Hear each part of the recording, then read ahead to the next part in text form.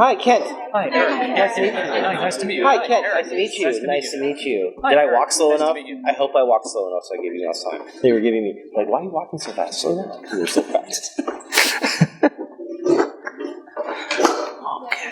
Nice to meet you. Oh, Thank you. thank you very much. Thank you. Thank you. Thank you. Nice to meet you, Kent. Thank you.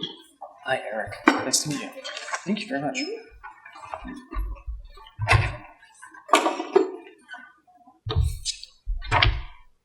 So some may not know that the mental health issues amongst the elderly are on the rise, with loneliness and depression affecting millions. These challenges can significantly impact their quality of life. In 2023, the National Paws Agency stated that 34% of adults ages 50 to 80 years old have reported feeling lonely or isolated within the past 2 years. However, there's a heartwarming solution: animal companions. Pets offer unconditional love, companionship, and give an overall sense of purpose. Research shows that interactions with animals can reduce feelings of loneliness, enhance emotional well-being, and improve overall well-being. By incorporating animal companions into the lives of seniors, we not only combat isolation, but also promote joy and engagement. Welcome to Golden Paws, companionship that shines. Hi, I'm the CEO of RC. Hi, I'm Verdi, I'm the CFO. Hi, I'm Verdi. Hello, Mona, I'm the CFO. Hello, I'm Kendra, I'm the secretary. So our problem is that many senior citizens often become lonely or isolated, possibly due to no visiting family, not being able to self-provide, or even loss of mobility. These challenges cause such a huge toll on both their mental and physical health, giving them little to no hope for self-improvement. So with that being said, our solution is to bring trained, loving pets directly to senior homes to provide meaningful and personalized visits that will offer comfort and brighten their day. Now we all know pets help with stress, increase happiness, and improve overall well-being. With incorporating Golden Paws into your loved one's life, we ensure that every interaction is as stress-free as possible and that every senior feels loved and connected, one visit at a time, because no one should have to feel alone. It's not only for companionship, but also means to promote physical and emotional well-being, offering a purpose and a sense of life. For our customer segment, we have John, who is in the early 40s, where his job is activity director or activity manager. What he does, he plans and implements activities for seniors, where we'll be reaching out to Facebook, Instagram, and YouTube. Now here are our closest competitors. On the top right-hand side, we have Pets for the Elderly, which is an adoption service specialized for the elderly. However, they don't consist of the proper trained animals to ensure no harm is headed their way. In the middle, we have Alliance of Therapy Dogs, which is the closest to Golden Paws with their trained pet visits. However, their target audiences are young children and schools. Now here at Golden Paws, we focus on the elderly due to the fact that almost 50% of them suffer with loneliness and depression, affecting millions of people in our society. Not only that, but we at Golden Paws are planning to do both in-home and in-facility visits. For our MVP recap, in our MVP test, we support a large business that brings animals and accessibility for the elderly to combine loneliness and access. In our case, we focus on work and the impact. Based on feedback we received, we're extending the animal support. Now, individuals could book sessions with our loved ones. So our potential pivot is to just be the connection between people who already own trained pets and facilities that want to have people come and visit during their free time. So they will connect with us. They will go through a vetting process so that we can make sure that their dog is fully trained. So that way, before they go to the facility, there will be no liability issues on our end. For our mentor, we have Dr. Josh McWell, who has been dedicated to giving us feedback and constant ideas to give us for our new business, where we have been implementing new ideas for our business every day. In the U.S., 34% of adults ages 50 to 80 years old reported feeling isolated with loneliness and depression affecting millions. Experience our heartwarming solution, animal companionship. Golden Paws is a pet companionship service that transports well-trained pets to senior care facilities to relieve the loneliness of residents and offer them companionship. We are Golden Paws, companionship that shines. Scan the QR code to book now.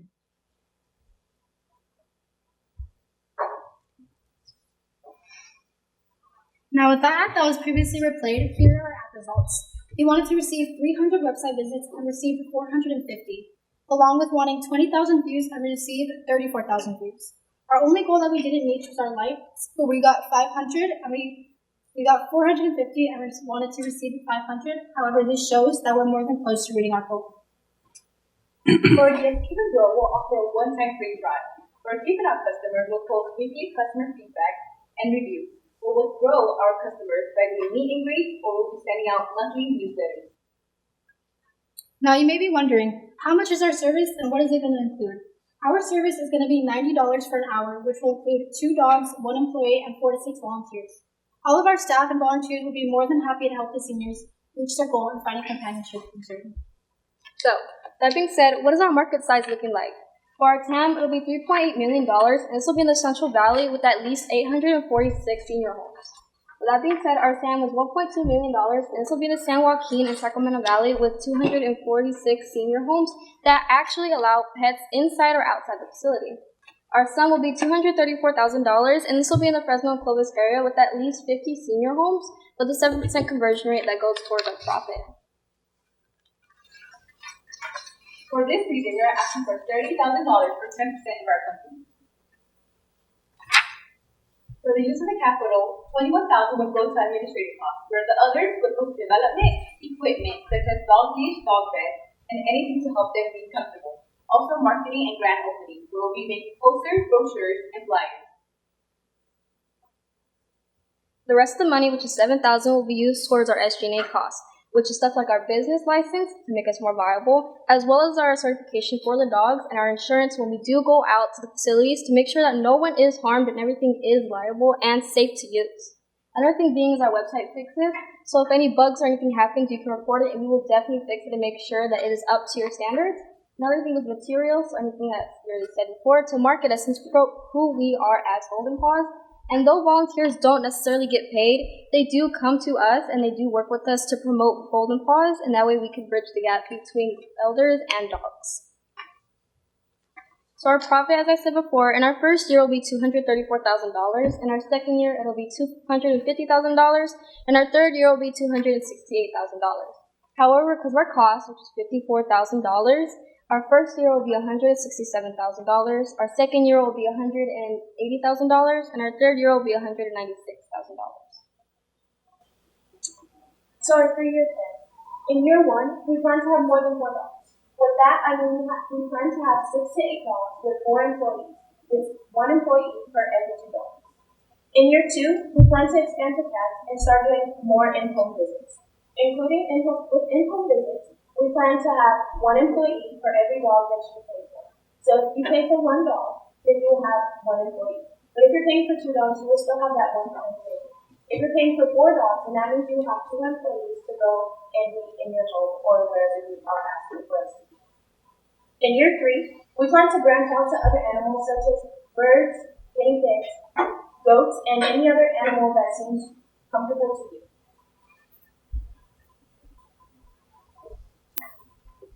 For our team, we expect more service employees with employee and voluntary relationships, and also 10,000 social media engagement with at least 30 employees per each month.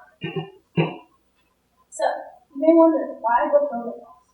Well, promoting the bond between animals and elderly enriches lives by reducing feelings of loneliness and enhancing emotional well-being, creating a nurturing environment where both can thrive. Together, let's champion the power of pets to enhance mental health and brighten the lives of our elderly people. We are Golden Paws, companionship missions. Thank you.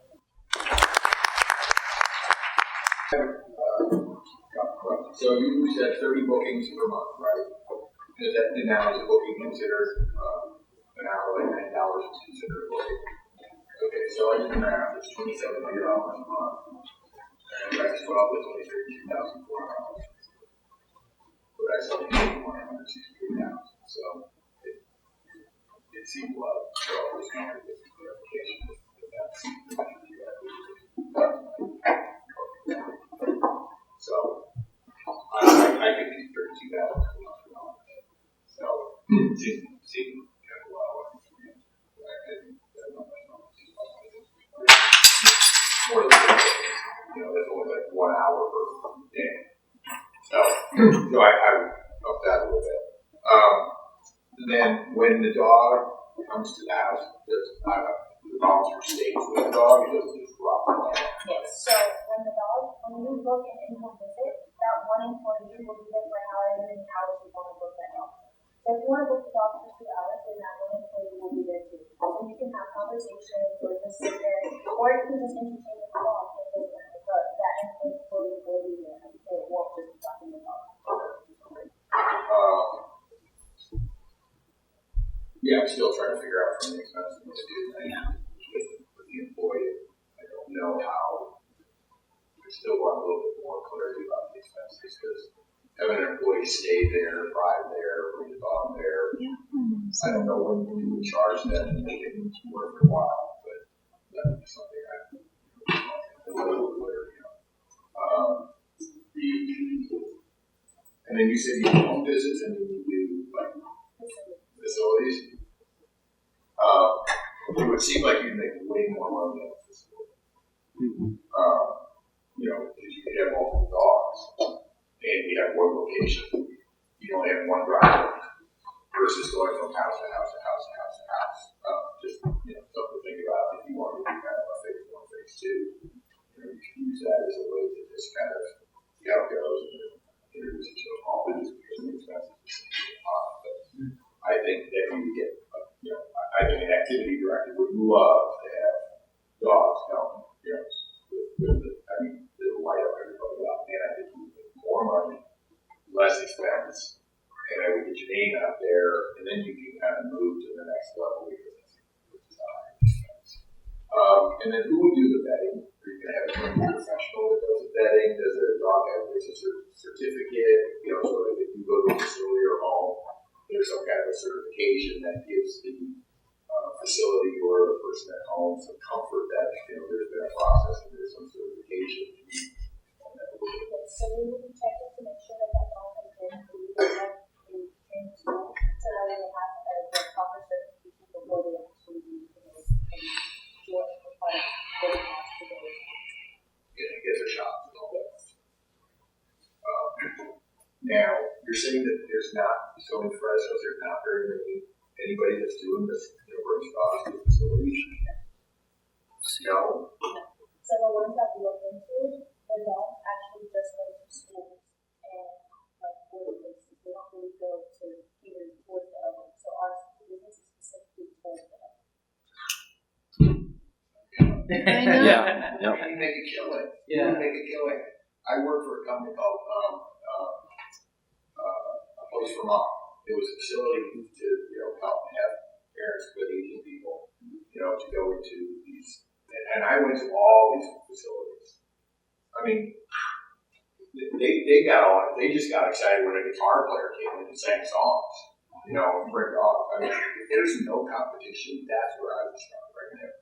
I mean, you would do amazing work because you could, like I said, you could bring multiple dogs, you charge $90 for each dog or whatever. So let's say you bring, 6 dogs, you're talking about, $400 and some per facility, per hour.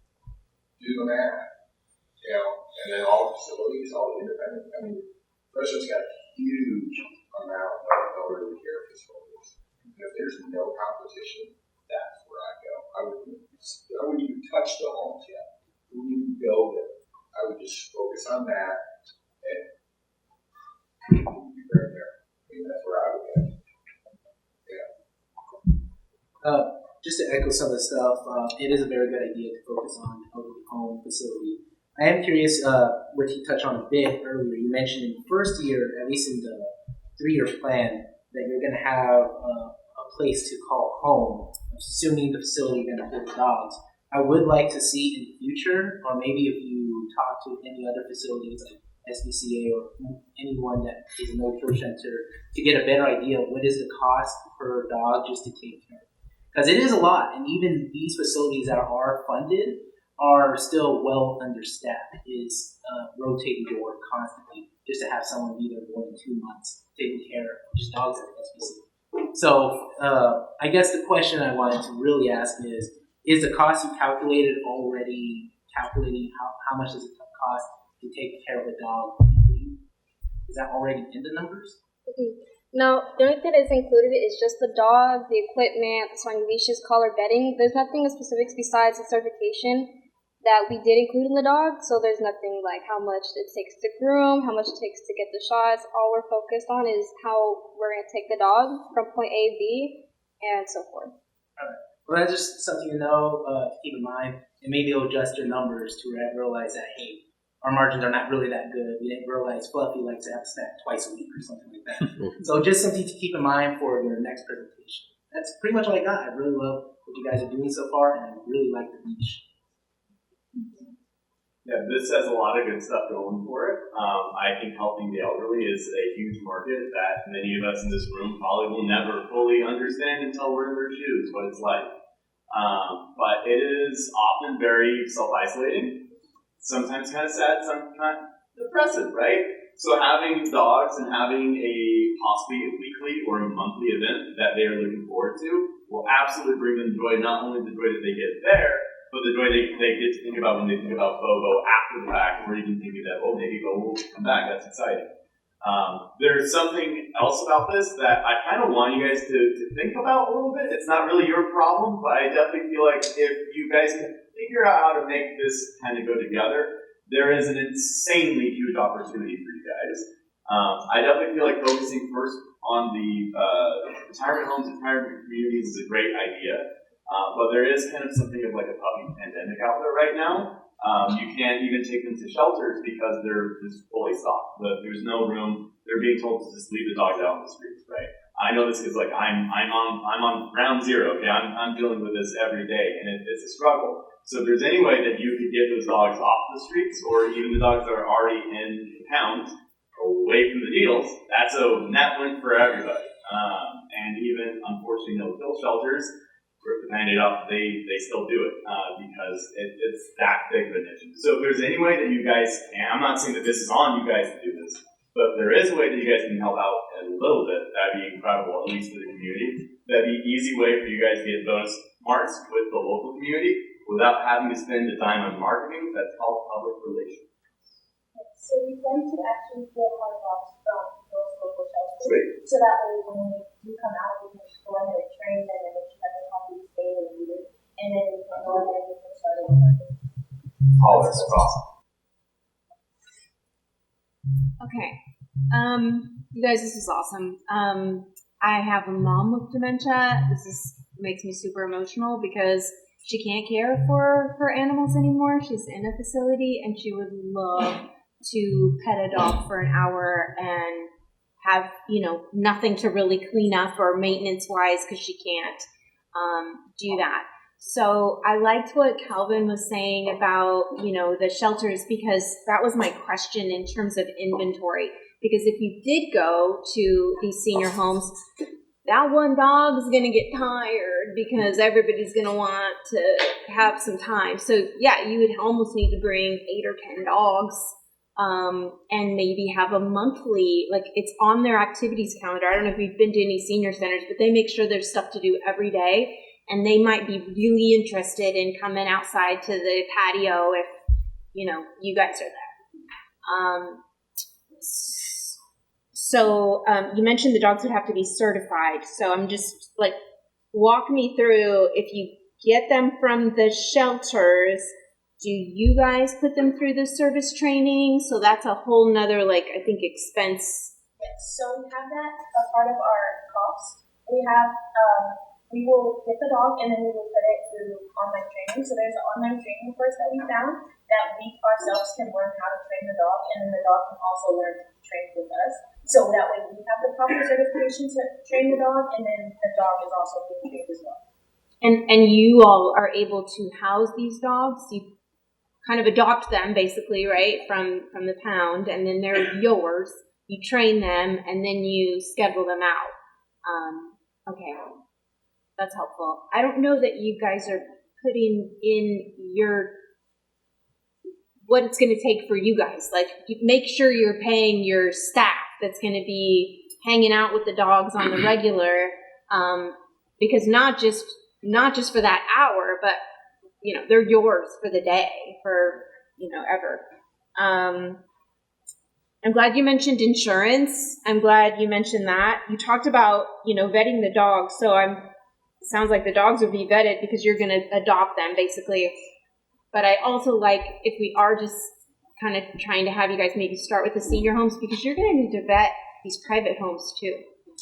You don't want it to be a scary situation for any of your employees to go, to a neighborhood that you're not familiar with, or you don't know the family dynamic in that home or something like that. So those are my thoughts. I love it. I want you to come visit my mom. Excellent presentation, Christine. Once again, doing a great job. You have really good stage presence, so good job. That being said, I think one of the things I really want to see is, and my first question is, have you talked to an activity director at these assisted living facilities or retirement homes at what their budget is?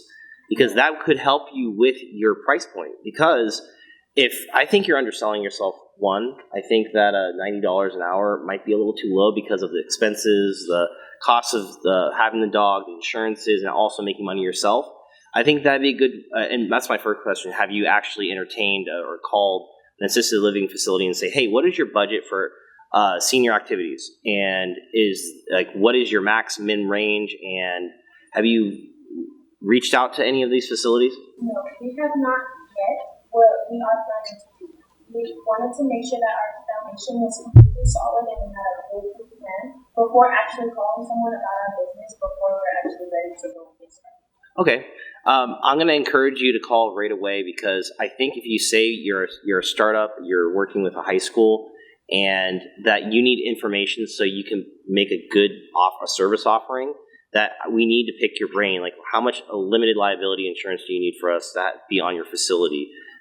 They might require that. So if you go in asking that question, saying, hey, I really need help because I'm a student, we're a startup company, and we're trying to help the elderly with different whether it be physical or mental disabilities, I think they'll be willing to say, hey, you can also call this facility and you can talk to this person. So it kind of has a domino effect of because I'm sure they need help with these seniors, and they need activities for them. And I think this is a great idea. I just want you to model it correctly. I'm trying to figure out how you guys are going to make money. And right now, it's tough. You're trying to work through it, but the first place to start is asking what their budget is for senior activities. Then you can go into more questions. So I think overall, I think it's a great idea. Logistics, I think it's going to be a little tricky too. Like I said, I'd stay away from private residents because Tara said, you don't know what you're getting into. Facilities, you can kind of vet. One person's home, man, who knows what you're getting into. I agree with that. It could be a liability from an employee company standpoint. So other than that, I thought it was a great presentation, and please come talk to me if you need help breaking down those doors. Okay, thank you. Yeah, I'm going to echo a lot of what Mike has just said. Great presentation, great stage presence. I agree. Anyone who's had an older relative, grandparent, parent that's in one of these facilities, my grandmother was in one, and the facility actually had a dog, but the dog was more like a cat. It was just sort of there, and no resident had a particular relationship with the dog. So they get a lot of joy out of it, and they care for him. I acknowledge the issues with doing the in-home visits. I think the logistics are tough there. I do think there's a market there, because there's a lot of older parents who would love, or grandparents who would love to have a dog, but the familial conversation is typically, okay, if we get mom or dad a dog and he or she can take care of it, what's going to happen when mom or dad passes on? Who's going to take the dog, right? We vote amongst the family to take this Chihuahua, which lives for 20 years. But I think there's an opportunity there for this kind of fractional dog ownership model. I will say, I don't think the SG&A numbers make sense, just based on the care for the animal. I think what we're structuring here is sort of the business in terms of what it would take to actually get started for you. But there's a lot. This is a labor-intensive and a care-intensive business based on the animal. So the vet care, where's it going to live? Who's it going to live with? The vetting is also tricky, and I don't mean vetting in taking it to a vet healthcare. I mean vetting in terms of understanding the personality of the dog, and is it appropriate?